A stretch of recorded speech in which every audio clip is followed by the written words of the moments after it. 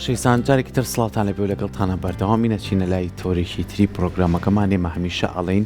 شانەزی ئەکەین بەوەی کە ئەدیبان و ڕۆشنبیران و شاعیرانی ئێمە لە ڕابردووە چیان بۆ ئێمە بەچێشتووە ئەوان جێدەستیان چی بووە ئەوەی کە گرنگە ئێمە بتوانینەوە بە دوایینەوە بتوانین ئەمانە بناسێنین لە چیەوە ناسرێ گرتنی کۆنفرانس سیمپۆزیۆمی تایبەت دیداری تایبەت و هەڵدانەوەی ئەو مێژوە جوانە و ئەو پاشخانە گەوهرەی کە هەیەتی بتوانانی بنەوەی تازەی بناسیێنی ئەنج ئەمە گرتۆ بێت لە ڕووی ئەکادمی و ناوەندە ئەکادمیەکانەوە مەکاری لەسەر بکەیت چۆن لە نێو زانکۆیەکە بتوانانی ئەمە توێژینەوەی لەسەر بکەیت یەکێ لەو شاعیرانە لە باکووری کوردستان مەلای جەزیری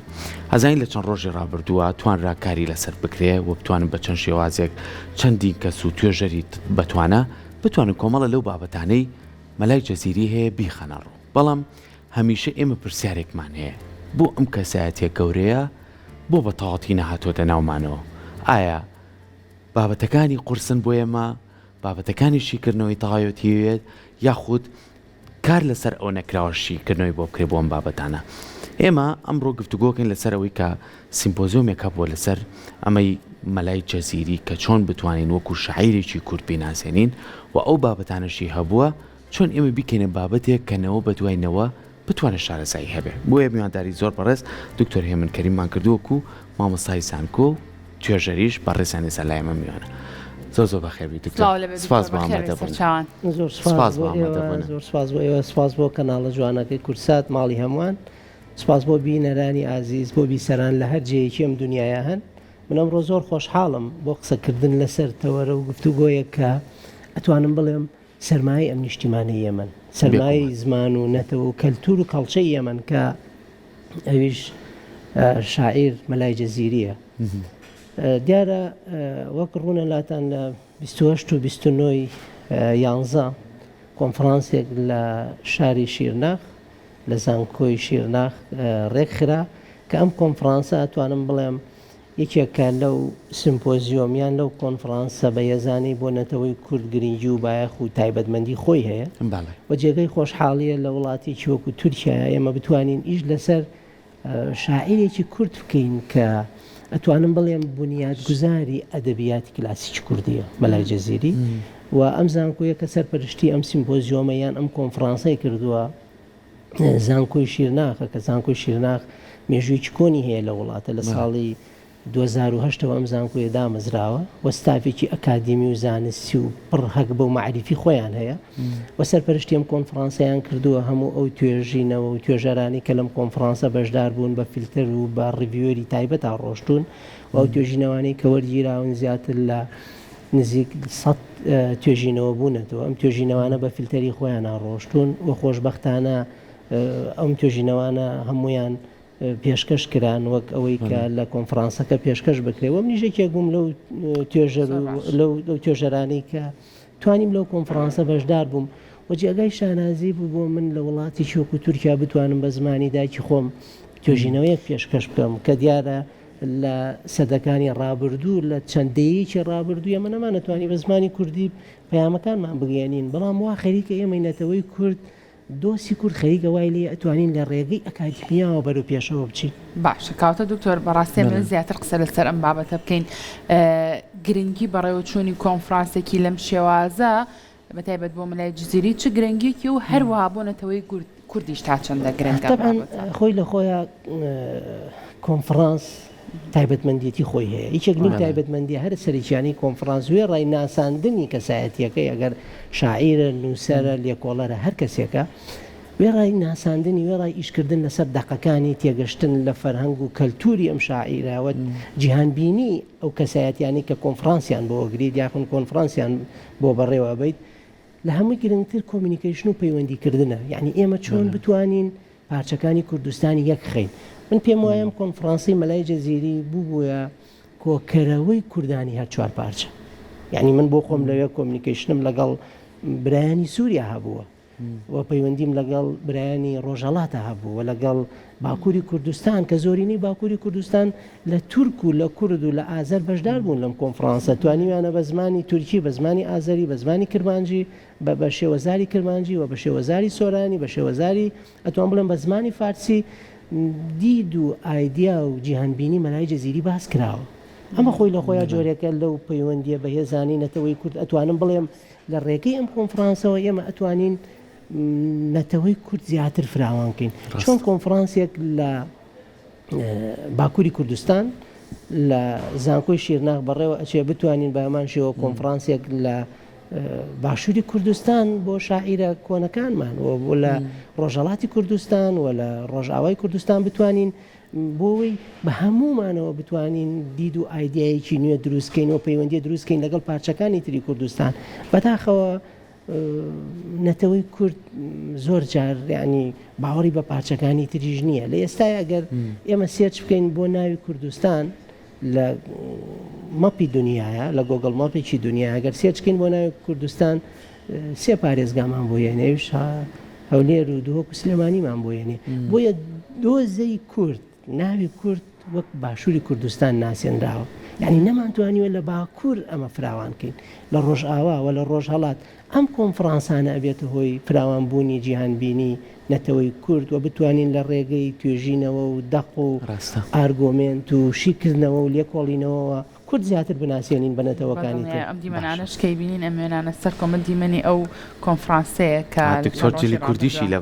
جلی کوردی بە زمانی کوردیشەوە بەڵێ بەڵێ ئەو توێژینەوە پێش ئاسایی بوو بەڵێ جلی کوردی ئاسایی بوو بەڵێ سەرەتا ویستم بە کرمانجی پرێزنتی کەم پێشکەشیکەم بەڵام وتیان زۆر ئاساییە توانی بە سۆرانی ئەمە خۆی لە خۆیان فیدباکیان چی بوو بۆی کە تۆ توێژینەوە بە سۆرانی پێشکەش کرد ئاساییە یعنی من لە سەرەتاوە پێم وتن کە کورد چەند پلەیەکی باشی بڕیوە ینی چوونەتە پێشەوە ئەتوانین دیارە ئەگەر سێری مێژووی ڕابردوو بکەین ئێمە نەمانەتوانی بە کوردی پەیامی خۆمان بگەینی بەڵام ئێستا تۆ بیت لە وڵاتێک بە زمانی سۆرانی دایکت بتانی توێژینەوەک پێشکەشکەیت لە باشە دکتۆر زۆر جار ئێمە کاڵی میلەتی کورد کۆمەڵێک دابوونەریتی زۆر جوانمان هەیە لەوەی پێکەوژیانمان هەیە لە ڕووی ئەوەی کایەمە لە ڕووی ئەخلاقەوە لە ڕووی دابوونەریتەوە لە ڕووی ڕەوشتەوە ئەمانەمان زۆر زۆر کۆی کردوینێتەوە ئەمەش لە چی و بۆمان ماتۆ لە باو باپیرانەوە بۆمان ماوەتەوە لای مەلای جەزیری ڕەوشت و ئەخلاق چ لەکدانەوەیشەوە طبعاً دیارە شاعیرانی ئێمە سەرمایی ئەم وڵاتە هەمویان بەبێ جیاوازی بەڵام بەپی قۆناغی ئەدەبیات گۆڕانکاریان بەسەر هاتوو یعنی ئەگەر لە بابە تاهیرەوە دەست پێ بکەین کە یەکەم دەقی بە لۆڕی نووسیوە لۆڕ سەر بە شێوەزاری دایلێکتی گۆرانە تۆ بتیوە نەتیوە ئەم شاعیرە کووردە کە یەکەم دەقی چۆن دەست پێکات و چۆن دەنووسێ و پاشان لە دوای بابە تاهیری ئەمەدانی مەلای جەزیری دێتە ئاراوە مەلای جەزیری بنیادگوزاری ئەدەبیاتی کلاسیکە کە لە جەزیرە لە دایکە بێت و لەوێ مەدرسە و قوتابخانە و تەواوێکات و پاشانە بێتە مامۆستا و هەتا ئێستش ئارامگا و مەزاری لە مەدرسەی سوورە ئەزانن ئێستا منزڵگەی مەلای جەزیری بووە تەکیەک بۆ فێرکردنی فێرخواست تەلەبە خوێندکار چۆن لە خانەقای بیارە ئێمە تەکی خانەقای بیارەمان هەیە فەقیەکان لەوێ خەریکی مناجات و ئیجازەی فەقێن وەریەگرن بامان شۆ لە باکووری کوردستان هەتا ئارامگەکەشی بووەتە مەدرسەیەکی بەهێز بۆیە من یەکێک لەو بابەتانی کە گەنیجی و بایەخم پیا ئەخلاق بوو لای مەلای جەزیری کە ئەمە پێویستە بۆ نەوەکانمان بناسیێنرێت باشە دکتۆر بۆچی تۆ ویستت بەراوردێک کەی لە نێوان مەلای جزیری و هەروە دەقەکانی حافزی شیرازی بۆچی بەتایبەت حافزی شیرازی و بەنمونە وەرگر بۆم بابەتە طبعاً ناونشانی توێژینەوەکەی من هەزری ئەخلاقیت لای مەلای جەزیری و بەراورد بە چەند دەقێکی حافزی شیرازی من بۆ خۆم تێزی دکتۆراکەم بەراوردە لای ئەم دوو شاعیرە بەڵام لە ئەخلاق ناک لە بابەتێکی تر هەتا ئێستا دوو توێژینەوە و تێزێکی دکتۆران من لەسەر ئەم دوو شاعیرە نووسیوە مەلای جەزیری بەتایبەت طبعاً بۆ ئەم ناونیشانەم هەڵبژات دیارە مێژووی مەلای جەزیری و حافزی شیرازی تا ڕادەیەک لە یەکەوە نزیکن یعنی 150 ساڵ بۆ 170 ساڵێکیان بینە بەو تاریخی کە لە بەردەستمان هەیە و پاشان من بۆ حافزی شیرازیم هەڵبژات ئێمە سەیری فەرهەنگ و ئەدەب و کەلتوری دەوڵەتی فارسەکەین ئێستا لەکوایە ینی خاوەن فەرهەنگێک و ئەدەبیاتێکی زۆر دەوڵەمەندن ئەوەی زمانی فارسی بزانێ بکەوتە ژێر تەئسیری ئەدەبیاتی فارسەوە ینی فەرهەنگی جیاوازە جیهانبینی جیاواز بیرەکاتەوە دەوڵەتی وەکو فارس خاوەنی حافزی شیرازیە ئەگەر سیرکین جیهانبینیان چەند جوانە و ئێمە خاوەنی مەلای جەزیرین کە ئەم دوانە لە یەکەوە نزیکن و حافزی شیرازی زۆر ڕازگۆیانە ئەڵێ من کەوتومەتە ژێر تەأسیری حافزی شیرازیەوە. طبعا ئەمە جۆرێکە لە ئەخلاقی ڕازگۆیی مەلای جەزیری و پێویستە تەواوی کورد هەر چوار پارچەی کوردستان لەو ئەخلاقیەتی مەلای جەزیری تێبگەن کە مەلای جەزیری چەند جوان وەسبی شاعیرێکەکە کە بۆتە مەدرسەیەک بۆی. باشە بەڵام ئەگەر سێری ئێستا بکەین کۆمەڵە کەسانێک هەن بەداخەوە یان ئیسفادە لە توێژینەوەکەی تۆکەن بەڵام ڕفرێنسیەکەت نایانێ بەڵام شاعیرێکی هێندە گەورە بۆ نەتەوەکەمان یەت باسی ئەخلاقی ڕازگۆیی خۆیەکات هەتا خۆی ئەڵێ من کە دەستم کرد بە نووسینی یەکەم قەسیدەم هاتم قەسیدەکەی حافزم تێکەڵ بە دەقەکانی خۆم کرد بۆ نمونە دێڕێکی خۆی ئەهێنێ دێڕێکی حافزی شیرازی نییە کە ئەڵە ئیلا یا ئەیوە ساقی قدر كأس بنافلها كإشق آسان نبود أول فلي أفتاد مشكلها يد أن قصيدة حافظ شيرازي لقل قصيدة كي خوي ملاي جزيري تيك الله كات هندا تأثيري هندا حافظ تأثيري لملاي جزيري كردوا أتوانم بلام يشغل سبب هذا سر شكاني من بو حافظ ما بس ما فرهنجي فارس بشاني نتوبم مش بتوانين سود لو فرهنجا ورقين لري ملاي جزيري باشا دكتور أم بركوتنو أم تيكالبونا چی کاریگەری هەبووە هەڵکەوتی جوگرافیەکە و نزیکبوونی کەلتورەکان لەیەکۆ توانیانە ئەم کەسایەتیانە بۆ چوونەکانیان وەکو یەک بێت و وەک توانشتی یەکتر بەکاربێنن یاخود دەوڵەمەندی ئەدەبیاتەکان بووە کە توانوێتی ئەمانە بەیەکۆ ببەسێتەوە تاان خۆی بۆ خۆی لۆکیشن و شوێن کاریگەری هەیە لەسەر ئەم بەرکەوتنە و دیارە لە ساڵی 1500ەکان کە مەلای جەزیری لەدایکە بێ و 1300ەکان حافزە شیرازی سنوور نەبووە تێکەڵی کۆمیونیکیشن هەبوو و پاش ئەم فەرهەنگ جیهانبینی ئێمە جیاواز بووە لەو سەردەمەیە وەک ئێستا ئەتوانم بڵێم وای لێ هاتۆ جیهانبینی ئێمە بچوو کراوەتەوە وازانین دنیا تەنها بازگەکەی عربەتە و تاسڵوجەیە کاریگەری دینی شەو کاتە هەبووە لەسەمان کاریگەری دینێکێک بۆ لەو کاریگەری هەرە سەرچیانەی کە شاعیران توانیویانە لە سێ عیلما تۆپ بن علمی بەیان و بەدیع و معانی کە ئەم سێ عیلما لە تەکیە و خانەقا و حوجرەکانەوە فێرە بیت بۆیە ئەم تەئسیراتە کاریگەریان لەسەر یەک بووە بۆی مەلای جەزیری لە زۆر دقا یعنی ڕێکچۆتەوە سەر حافظ هەتا یەکێک لەو دەقانەی مەلای جەزیری ئەڵێ گەر ئەتانەوێت لە فەلسەفەی حافزی شیرازی تێبگەن بۆچیە چنە شیراز وەرن دەقی من خوێنەوە گەر لؤلؤی مەنسوور تەنەزمیتە دەخوازیە واڵێ ئەڵێ بۆچیە چنە شیراز با بە وەرن تێکست و دەقی من بخوێنەوە لە فەرهەنگ و فەلسەفەی حافزی شیرازی تێگەن بۆی مەلای جەزیریەکێک بۆ لەو شاعیرانی کەوتوتە ژێر عەقلانیەتی فەلسەفەی گریکەوە یۆنانەوە دیارە گریک و یۆنان خاوەن حەزارەتێک و ئەدەبیاتێک و عەقلانیەکی جیاوازن لە سەدەکانی ڕابردوو کاتێک کە ڕۆما یۆنان داگیرەکات ڕۆما تەواوی دەسەڵاتی هەبوو یۆنانی داگیر کرد بەڵام کە چوونە ناو یۆنانەوە سوپای ڕۆما هەستی بە نەقسێکە کرد کە ئێمە شتێکمان نییە کە ئەویش فەرهەنگ بوو وەزانی بۆیە داوایان لە مناڵانی یۆنانە کرد کە مناڵانی ڕۆما فێری فەرهەنگ و کەلتور و ئەدەب بکەن هەتا سەرمایەدارانی ڕۆما ئاهاتن خەڵکیان ئەگرت ئەیان خستە مەدرسە و زانکۆکانی یۆنان بۆی فێری فەرهەنگ و عەقلانیەتی یۆنان بن ئێمە لای جەزیرێکێکە لەو شاعیرانی کەوتوتە ژێر تەئسیری عەقلانیەتی یۆنانەوە فەلسەفەی یۆنانەوە ئەم لەم نێوەندەی ئەدەبیاتی فارس و ئەدەبیاتی یۆنانە مەلای جەزیری چ ڕۆڵێکی هەبووە طبعاً مەلای جەزیری من پێت دەڵێم کەوتوتە ژێر عەقلانیەت و فەلسەفەی یۆنانەوە بۆیە کە دەقەکانی خوێنیتەوە جیهانبینی مەلای جەزیری زۆر جیاوازە لە شاعیرانی تر و پێویستە نووسەران و لێکۆڵەرانی کورد بە تایبەتی دەوروبەری سلێمانی ئیش لەسەر مەلای جەزیری بکەن ڕەنگە مناڵەکەی من مەلای جەزیری نەناسێکە خۆم پسپۆڕم بۆ نمونە لە زمان و ئەدەبیاتی کوردی ئەی مناڵێکی ترکە بۆ نمونە باوا بڵێم خوێنەوار نین مناڵێکی تر باوا بڵێم باوکی میهنەیەکی تری هەیە ئەبێت چۆن ئێمە چی بکەین بۆی ئەم کۆنفرانسانە فراوانکەین ئەم شاعیرانی خۆمان بناسێنین باشە ئەی پەروەردە چ ڕۆڵێکی هەیە لە ناساندنی ئەم شاعیرە گەورانەیە چونکە مەلای جەزیرەیەکێک بوو شاعیرانی لە سەردەمانی ئێمە بەڕاستی لە ناو منهەجا هەندێک لە هۆنراوەکانی مانە خوێن یەکێک لاوانە گوڵی باخی ئیرەمی بۆتانم شەب چراخی شەبی کوردستانم ئەمانە زۆری نەمان لە بەرمانە ڕۆڵی پەروەردە چێ لەم وارەیە دکتۆر تەعاً دیارە ڕۆڵی پەروەردە توانم بڵێم وەک پێویست نییە بەداخەوە وە کاریگەری تاچی کۆمەڵگا لەسەر دەقەکانی مەلای جەزیریش کاریگەری هەیە بۆ نمونە من وەختێک کە لە دەقێک تێ ناگەم عەفوەن من کە لە دەقێک تێ ناگەم ڕاستەوخۆ ئەم مێوازی لێبێنم بەڵام فێربوون ئاوا نییە طبعا كألم من بناي خم قصناكم بسم كومالجا تاكلني ناو كومالجا بلا بسم كومالجا تو بليد بو كان كارك قرسترا بو كسيش أساسا قرسترا بلام إبداع إنجوي تشجور قلتن لشيء لو هي كتو برسيارة يهدا بيش ليتي ناقي شيء ريسيرش كي بشوني أبوي والله ما كدس كوي بلام فرهنجي تاچی کرد باوابڵێم حاضر خۆرین ئەزانی ئەگەر لە بزنسەوە سیرکەین لە جلوبەرگەوە لە بیرکردنەوە لە نووسینەوە حەزمان لە شتێک کە بە حاضری بێتە بەردەستمان وی ئەمە کاریگەری لەسەر تێنەگەشتنمانە لە دەقی مەلای جەزیری ئەجینە مەلای جەزیری خۆی یەکەم شعرە جوانەکەی کە جەنابەت فەرمووت گوڵی باقی ئیرەمی بۆتانم شەب چراغی شەبی کوردستانم جوانترین واتای هەیە لە نێو کۆمەڵگای کوردیە گوڵێکم لە ئیرەم و بۆتانەوە هاتوومەتە دەرەوە بەڵام بوومەتە چی بوومەتە ڕۆشنکەرەوەی تەواوی کوردستان شەب چراغی شەبی کوردستانم چرا بە واتای ڕۆشنکەرەوە و ڕێگایەکی جوانیت بۆیە پەروەردە توانم بڵێم پێویستە ئاشنامان کاوە شێوەزارەکانی زمانی کوردی کە کرمانجی ژوورەوە تا ئێمە ئاشنا نەبین لە دایالێکتەکانی زمانی کوردی ئەتوانم بڵێم شاعیرانی باکووری کوردستانەوە پێویست ناناسین. باشە دکتۆر ئارامگەی مەلای جەزیری لەکوێوە بزانام تۆ خۆ سەردانی شکردوە. بەڵێ ئارامگەی مەلای جەزیری لە شاری جەزیرەیە لە مەدرسەی سوور هەر شوێنێگەی بە ناوی مەدرسەی سوور بەڵێ من خۆم چوومە سەر ئارامگەی مەلای جەزیری بە هەڵا نەچم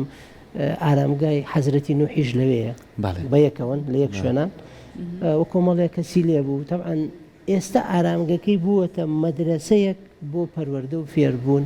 بۆ هزر و فەلسەفەی ئەخلاقی مەلای جەزیری بۆ تەواوی ئەوانەی کە سەردانەکەن و لە هەفتەیەکە ئەتوانم بڵێم 5 ڕۆژی تەواو ئارامگەی مەلای جەزیری وەک مەدرسەیەک دەرزی قورعان و پەروەردە و فێربوون و شیکردنەوەی شعر و دەقەکانی مەلای جەزیری لەوێ ئەوترێتەوە. باشە دکتۆر ئەو دەستنووسانە ئەو نووسینانەی مەلای جەزیری هەڵدرا و پارێزگاری لێ بکرێت یا توانین کاری لەسەر گەنجارێکی تر بێنەوەی کە خۆتەڵی بەڕێزە تۆش توێژەرێکی لەوانەیە کۆمەڵی بابەت قورس بێت تۆشکردن بێنە جارێکی تر لە ناوەندە ئاکادمیەکان کاری لەسەر بکەن پشیکردنەوەی بۆ بکەن کەم کەسە لە باکووری کوردستانە بەڵام ئەم هەموو تەجوانەی هەیە بۆ کورد. تەبعەن بە شێوەیەکی گشتی بێت بڵێم ئێمە دەستنووسی زۆرمان فەوتاوە یعنی باسی مەلای جەزیری بان نەکەین با باسی 200 ساڵ دوای مەلای جەزیری 300 ساڵ دوای مەلای جەزیری بکەین نانی و سالم و کوردی وەختی خۆی کە دەوڵەتی تورکیە ئێرە داگیرەکات ئەوەی گرنگ بێ بەلای دەوڵەتی تورکەوە پارە و مادە نییە بەڵکو دەستنووسە. ئێستاش کۆمەڵێک لە دەستنووسەکانی مەلای جەزیری ئەتوانم بڵێم نەهێنراونەتەوە و کۆمەڵێک لە کتێبخانە نیشتیمانیەکانی وڵاتانی دراوسێ هەن بۆ نمونە کتێبخانەی نیشتیمانی تورک کتێبخانەی نیشتیمانی فارس ڕێنایەن منێک بۆ نمونە خاوەنی PhD یەکەم لێکۆڵینەوەم کردووە مامۆستایەکی زانکۆم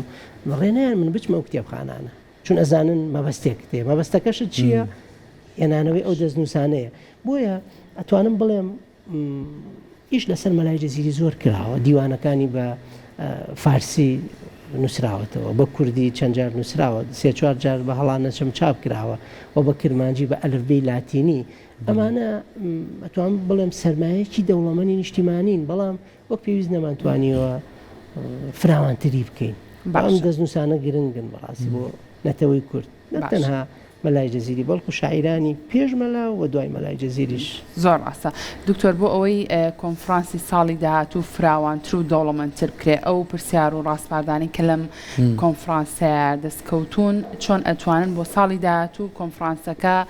گەورەتر و فراوانتر بکرێت لە ڕێگەی ئەم بابەتەوە. یەکێک لە کاریگەری سەرەکیەکان کۆنفرانسی ئەکادمی کە ڕێکەخرێ پێویستە بە پرینسیپ و یاسای خۆی بڕوان واتە من کۆنفرانسێک ڕێکەخەم لەسەر کەسایەتیەک دەرگا وڵاکەم بۆ هەموو چەمکەکانی ئیشکردن لەسەر ئەم کەسایەتیە نێم بۆ نمونە تەنها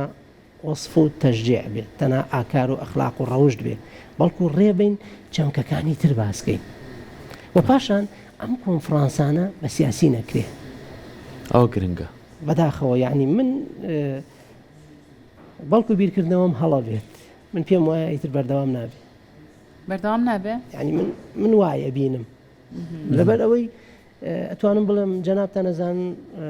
لە میدیاکان دەنگانەوەیکی فراوانی هەبوو کە ئەم کۆنفرانسە لە شاری شیرناخ کراوە و بەڵام کورد ئەیەوێت مشکلە دروست کات بەداخەوە بۆ ئەوش بۆ ئایدیایی دەوڵەتی تورکە گەڕێتەوە بەرامبەر بە ئێمە بۆ ئومێدیەوەی لە ساڵی داهاتوو بە شێوەیەکی باشتر بکرێت و بتوانین فراوانتری بکەین بتوانین وەلو ئەم ساڵ ینی ئەلحەمدولیلا کە زۆر باش بوو توێژەری میسرمان لابوو توێژەری ئەڵمانیمان لابوو وێ ڕای چوارپارچەی کوردستان و توێژەری تورکمان لابوو بتوانین لە باشە ئەوە بۆ چونیان چی بوو لەسەر مەلای جززیری توێژەرە بیانیانە طبعا دیاریکردنی پەیوێک وشەی ئەخلاق لای مەلای جەزیری تەواوی توێژەرەکان لەو چوارچەوەیە ئیشیان کردووە بۆ نمونە نووسەرێکی تورک یەت بەراوردی ئەخلاق کات لای مەلای جەزیری و شاعیرێکی تورک نووسەرێکی ئەڵمانیەت بە هەمان شێوە هەمویان ئیشکردنیان لەسەر ئەم چەمکەی ئەخلاق بووە بۆیە ئەتوانم بڵێم ئێمە ئەتوانین گرنگی زیاتری پێبین بەڵام پێویستە وەک پێموتن دوورکەوینەوە لە چەمکی سیاست چون جەنابتان ئەزانن کە سیاست چوویە ناو جێگایەکەەوە ئیتر کۆمەڵێک لەمپەڕی بۆ دروستە بێت ئەو لەمپەڕانش یعنی لە ئایندەیە ئەیبینین ئەوەی گرنگە ئێمە ئەم کەسایەتیانە کە هەبوون وەکو کورد ئێمە توانی شانازیان پێ بکەین و بڵین ئێمە خاوەنی ئەم مێژۆ جوانەی نەک بەکاریانین بێنین بۆ کۆمەڵی بابەتیکە منوەکو دوایین پرسیاری خۆم تا چەند گرنگە ناوەندە ئەکادمیەکان ناوەندە ئەکادمیەکانی وەکو پەڕێست کار لەسەر ئەم بابەتانە بکەن نەک بۆ بابەتی کە بەکار بهێنرێت چونکە ئەمانە ئەدەبیاتن و ئەمانە ئەبێتە بەشێکی گرنگ بۆنەوەی داهاتوو بۆ ئێمەش نابوونەوەی داهاتوو شانازی پێ بکەین ئەگەر ئەم سیمپۆزیۆمانە بەردەوام بێت ئەتوانین ئێمە لە هەر پارچەیەک بین شانازی بە کەسایەتەکانی خۆمانە بکەین طبعا من داوا لە هەموو نووسەران و لێکۆڵەر و مامۆستایانی زانکۆی ئەوانەی لە ئەدەبیاتی کوردی شەکەن بەڵێ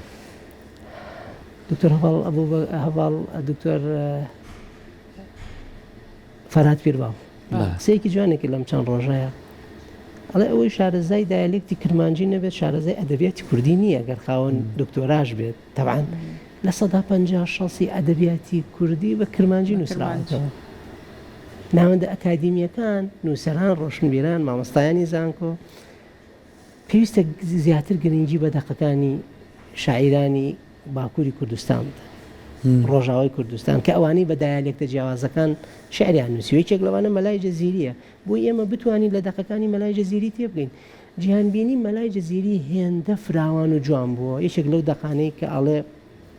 ئەگەر مۆبایلەکەم یارمەتی ئەو دەقەت بۆ بخێنمەوە کە زۆر جوان وەصفی دین و دیانەتە جیاوازەکانە کات یعنی کۆمەلگای کوردی دین نەبووەتە ڕێگر بۆ هیچ مەبەستێک ینی دین وەک خۆی سیر کراوە ینی گرنگی بە پێکەوە ژیان ناوە پێکەوە ژیان بەڵێ بۆ نمونە معریفەت ناسی ئەخلاقی لای مەلای جەزیری واتە ئەخلاقی ڕۆشنبیری مەلای جەزیری چۆن بووە دەقێکیە کە ئەڵێ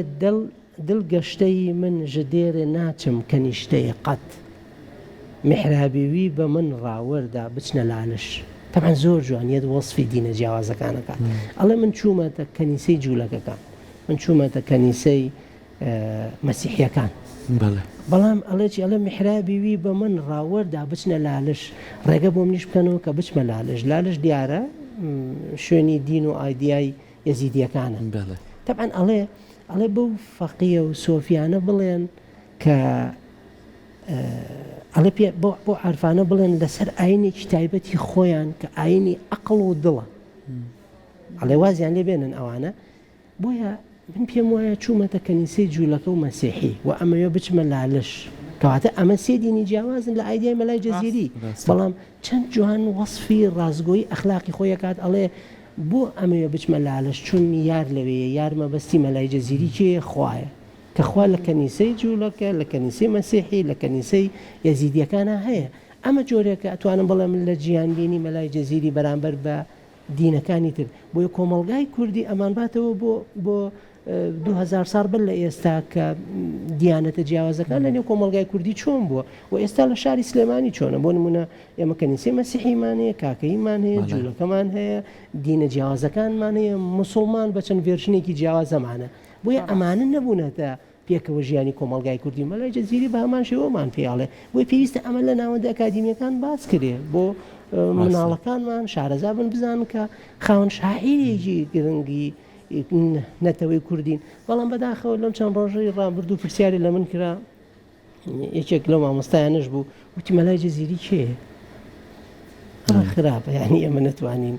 شاعیرێکی وان بناسێنین بۆ نەتەوەکەی خۆمان زۆر ڕاستە دەست خۆش بە دکتۆر زانیاریەکانە گادارین ئەم جۆرە کۆنفرانسانە بۆ شاعیرانی نەتەوەی ئێمە ئەنجام درێت چونکەوانە